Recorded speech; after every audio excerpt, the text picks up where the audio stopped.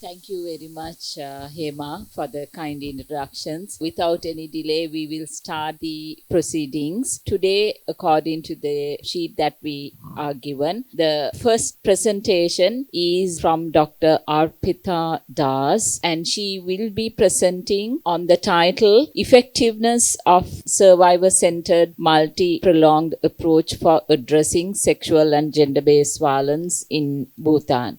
If I say a very small introduction of Dr. Das, she is a senior performance learning and impact advisor at the International Planned Parenthood Federation South Asia Regional Office, a trained demographer with a doctorate in population studies from IIPS Mumbai, and she brings over a decade of experience in research, monitoring, and evaluation, specializing in SRHR, gender strategy, adolescent and clinical health, abortion, family planning. Dr. Arpita is also a recipient of Prof. J.R. Reilly Gold Medal for Best at IIPS. So it's over to Dr. Das. You have 10 minutes for the presentation, and by 8 minutes I will raise my hand, and because I have to manage this session, so we'll start.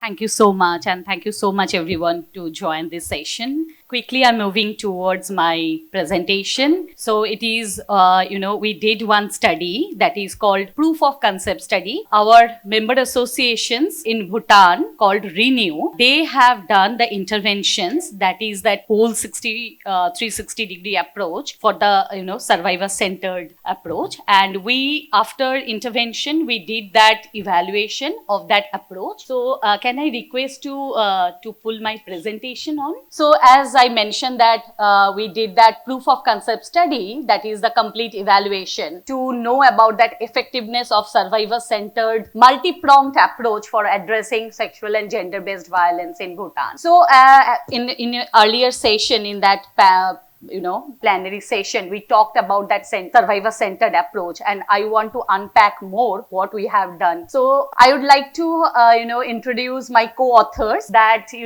Dr. Sering and Dr. Minakshi, they are from Bhutan. They are part of the Renew team and part of the intervention. And Ashita and Dr. Rajiv, they are from Population Council India. So they are our knowledge partner, and this is the third-party evaluation, independent evaluation of that program. With this, I am starting my presentation. So before coming to the objective, I want to highlight that, the country context. We know Bhutan is a very peaceful, carbon negative country, but the gender-based violence, sexual and gender-based violence is so high in Bhutan. And during COVID, that has been, the prevalence actually increased a lot, more than 50%. Our member association, Renew, the full name is Respect, Educate, Nurture and Empower Women. They actually working in this field for so long years, but this, particular project we adopted, that is that whole 360-degree approach and focused on that survivor-centered. We included different, stakeholders into that intervention,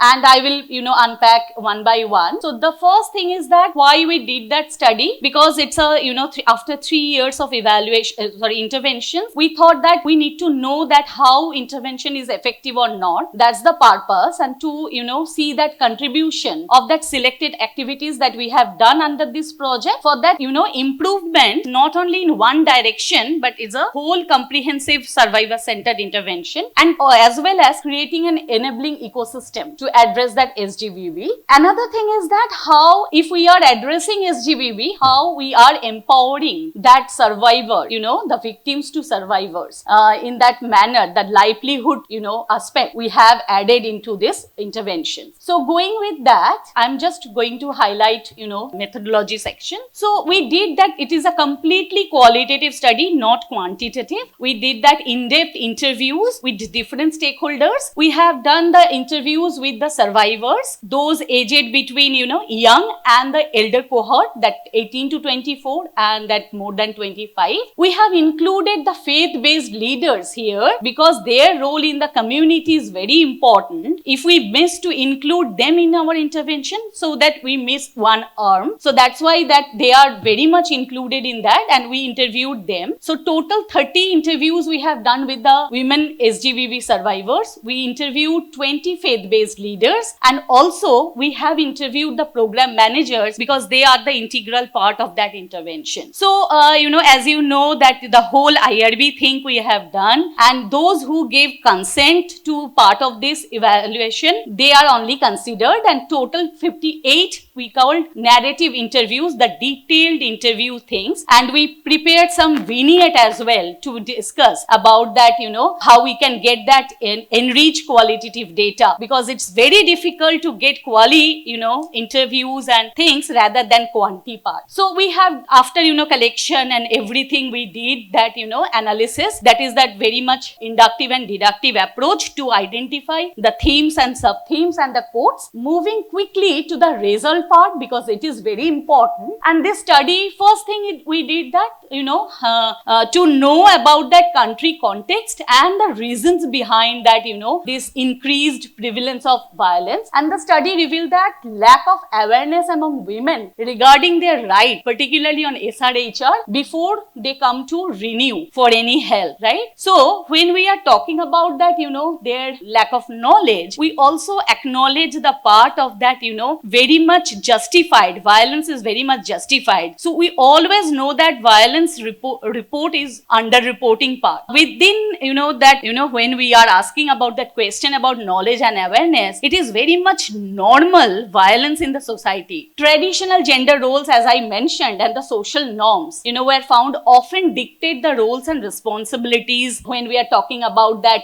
disparities or the sexual and gender-based violence. When we talked with the faith-based leaders, they mentioned that, the child marriage is so much prevalent, and if a child got married, they don't have that autonomy or, say voice in that house, and they face the violence more as compared to the elder counterpart. Alcoholism and extramarital affairs of husbands or partners were cited as the most common triggers of violence, highlighting that complex inquiry of personal and social factors contributed to their behavior. So this study underscored the significant impact of Renew's program, where we mentioned about that 360-degree approach. I'm coming later, with different stakeholders, not only with the survivors, but also that, service provider, faith-based leaders, as well as they creating action group in the community to identify and screen those, violence survivors from the community. So after,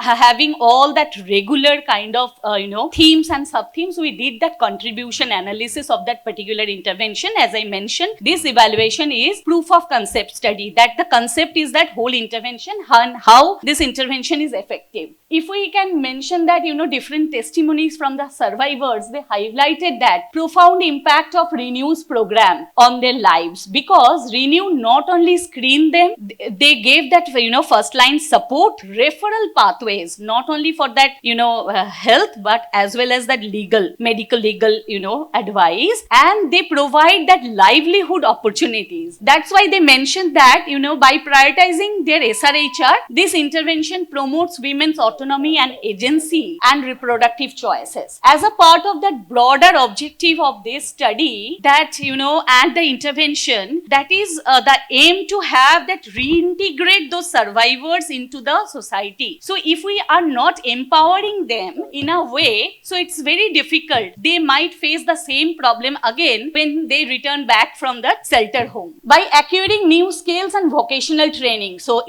vocational training to the women, that is important, and faith-based leaders also highlighted that importance of engaging more religious leaders in different parts of the country so that they can, orient to the crowd in the society about that, negative effect of gender-based violence. So in conclusion, I must say that study emphasized that significant impact of Renew's intervention in supporting to the SGBV survivors through through a comprehensive and holistic approach, starting from, screening, first line support, providing SRHR services, as well as that livelihood opportunities. If I may, just use one quotation that provided by the Happy Home managers. Happy Home is the shelter home for the survivors. That trainings given to the women have brought positive feedback and impact to them, because I have witnessed many successful stories of women clients. When they return back from the shelter home, they opened their own small scale industries like